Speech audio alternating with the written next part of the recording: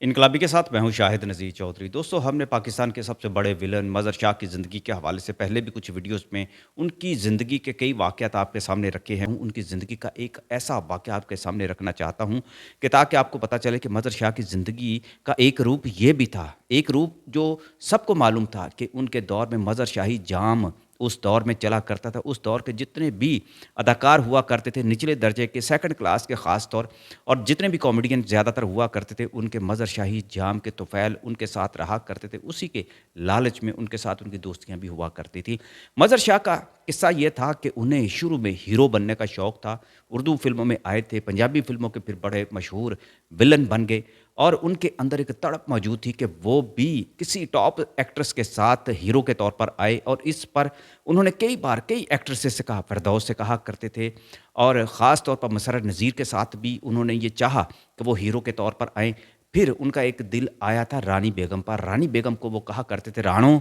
एक दिन मैं तेरा हीरो बनागा। तो वो कहा करती थी, तुसी विलन ही चंगे लगदे हो, विलन ही सोहने लगदे हो, विलन दा तुहाडा कोई मुकाबला नहीं कर सकता शाह जी, लेकिन तुसी हीरो ना बनना। लेकिन मज़र शाह उसको कहा करते कि राणो एक दिन तू मेरी हीरोइन बनेगी और मैं तेन बन के दिखावांगा। और इस तरह उनकी भड़के भी हुआ करती थी, उनका दबदबा भी बहुत ज़्यादा था, क्योंकि उस दौर में फ़िल्मी जितनी भी अदाकाराएँ हुआ करती थी उनको जब दबाया जाता था और वो अपनी मज़लूमियत की दास्तानें लेकर मज़र शाह की अदालत में जाया करती थी, और उनके मसाइल भी हल हुआ करते थे। और कुछ मसाइल मदर शाह साहब के भी हल हो जाया करते थे, और उनके जितने भी चेले छांटे होते थे उनके मसाइल भी हल हो जाया करते थे। खैर, ये तो एक फ़िल्मी दुनिया के अंदर की कहानियाँ हैं। मदर शाह साहब को फिर मौका एक मिल गया 67 में, उन्होंने एक कहानी लिखवानी शुरू कर दी। वो कहने लगे कि मैं खुद ये फ़िल्म प्रोड्यूस करूँगा, अगर कोई इस फ़िल्म को प्रोड्यूस नहीं करता, मुझे हीरो नहीं लेता, तो मैं हीरो बन के रहूँगा। अब ऐसा था कि रानी बेगम भी उस दौर में भट्टी बरादरान की फ़िल्मों में आ रही थी, पंजाबी फ़िल्मों में उनका बहुत ज़्यादा नाम चलने लगा था। लेकिन मज़र शाह चाहते थे कि मैं रानी को खुद अपनी हीरोइन बनाऊँ। फिर वो वक़्त आ गया, 68 के करीब जाके उन्हें ये मौका मिला, लेकिन फिर रानी उनके काबू में नहीं आती थी, क्योंकि सबने दबा दिया था कि पहले ही तुम पर नाकामियों के बहुत सारे इल्ज़ामात लग चुके हैं फ़िल्मों के, तो तुम एक नाकाम हीरो के साथ काम ना करना। क्योंकि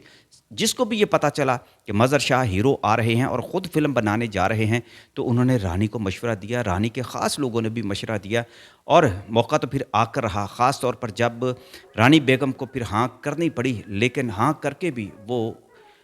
मज़र शाह की फ़िल्म की शूटिंग पर नहीं पहुंच पाती थी। मज़र शाह की इस फ़िल्म में, जिसका नाम था महरम दिलदा, इसमें इकबाल हसन थे और उनके साथ एक फ़रज़ाना भी थी। जो फ़रज़ाना अदाकारा थी उसमें भी कुछ फ़िल्मों में काम किया हुआ था, और उस वक़्त हदायतकार समेत सबका ये प्रोग्राम था कि इकबाल हसन के साथ अगर लिया जाए इस फ़िल्म में, तो रानी को कम से कम ले लिया जाए ताकि कुछ बैलेंस हो जाए, क्योंकि फ़िल्म के अंदर रोमांस भी था। लेकिन मज़र शाह साहब ने हुक्म चलाया कि जब पैसा मैं लगा रहा हूँ तो बात भी मेरी ही चलेगी, हुक्म भी मेरा ही चलेगा। और फिर एक दरमियाने दर्जे का उन्होंने हदायतकार भी लिया। वो इसलिए कि वो हदायतकारी भी खुद करना चाहते थे, कुछ हदायतकार वो दोस्तों को बुला लिया करते थे, वो भी उनको मशवरा दिया करते थे, क्योंकि मज़र शाह साहब का सिक्का चलता था, रोब चलता था, और किसी को सर उठाने की ज़रूरत नहीं होती थी। और ये हकीकत पर मबनी बातें हैं। उस दौर में सुधीर साहब का और मज़र शाह के आगे को बोलने की हिम्मत नहीं हुआ करती थी, क्योंकि स्टूडियोज़ के अंदर इनका राज था, दबदबा था, और जितने भी एक्स्ट्रा हुआ करते थे ख़ास तौर पर, वो सब इनके ही ग़ुलाम हुआ करते थे, इनके हुक्म के ताबे हुआ करते थे। लिहाजा एक्स्ट्राज़ के ज़रिए वो कुछ ऐसे काम करवा लेते थे कि किसी भी अदाकार को उनके सामने फिर सर उठाने की, साजिश करने की, बोलने की ज़रूरत नहीं हुआ करती थी। ये बात आप अच्छी तरह समझ सकते हैं कि क्या कुछ होता होगा। मज़र शाह साहब की जब फ़िल्म की शूटिंग शुरू हो गई, इकबाल हसन के कुछ सीन हो गए, तो मज़र शाह साहब के साथ सबसे पहले जो रिकॉर्डिंग होनी थी वो गाना होना था, जिसमें रानी बेगम और उनका रोमांस था। अब जब इस गाने की रिकॉर्डिंग हुई, उस वक्त भी एक बड़ा मसला आया था। मैडम नूरजहाँ ने जब पूछा मौसीकार से कि ये गाना किस पर पिक्चराइज़ किया जाएगा, और जब उन्हें बताया गया कि ये रानी बेगम पर पिक्चराइज़ किया गया था, उन्होंने कहा कि वो उनके साथ भी कोई होगा। बताया गया कि मज़र शाह साहब उनके हीरो हैं। कहा जाता है मलका तरन्नुम नूरजहाँ ने कानों को हाथ लगा लिए थे कि अब ये वक्त भी आ गया है। उन्होंने रानी को खुद ये बात कही थी कि तुझे ये हामी नहीं बरतनी चाहिए थी इस फ़िल्म के लिए, क्योंकि जो मज़र शाह साहब का अपना एक रोब, अपनी शख्सियत जो है वो विलन के तौर पर है, हीरो में ये जचेंगे नहीं। ये पहले ही पेशगोइयाँ और भी बहुत सारे लोगों ने कर दी थी, लेकिन मज़र शाह साहब ने उस दौर में ये कहा कि अगर रंगीला फ़िल्म बना सकता है तो मैं क्यों नहीं बना सकता। लोगों ने कहा अब रंगीले नहीं हैं, रंगीला की शख्सियत और है, लेकिन मज़र शाह साहब के दिल में चूँकि अरमान यही था कि वो हीरो बन के रहेंगे। खैर, जब उनके गाने का एक रिकॉर्डिंग का वक़्त आया, तो फिर बड़े-बड़े दिलचस्प मनाज़र देखने को मिले क्योंकि गाने के अंदर रोमांस करना था और रोमांस करना फिर उन्हें आता नहीं था। उस वक़्त खुद अ, मज़हर शाह साहब ने कहा कि हमें तो इज़्ज़तें लूटने का जो है वो तरीका आता है, रोमांस करने का तरीका हकीकत में वाक़ई नहीं आता, लेकिन मैं आपको हीरो बन के दिखाऊँगा। बार-बार कैमरा कट होता रहा और उस एक गाने में रानी बेगम को बहुत ज़्यादा नचाया गया, इतना नचाया गया कि रानी बेगम खुद थक गईं और उन्होंने सोचा कि इससे बेहतर है कि फ़िल्म से फ़रार हासिल किया जाए, जान छुड़वा ली जाए और उन्होंने भट्टी बिरादरान से बात की जिनके साथ उनकी अंडरस्टैंडिंग बहुत ज़्यादा थी और उन्होंने सोचा कि शायद वो इसमें कामयाब हो जाएँ क्योंकि अभी तो सिर्फ़ एक गाना ही रिकॉर्ड हुआ है, हो सकता है कि शाह जी मान लें।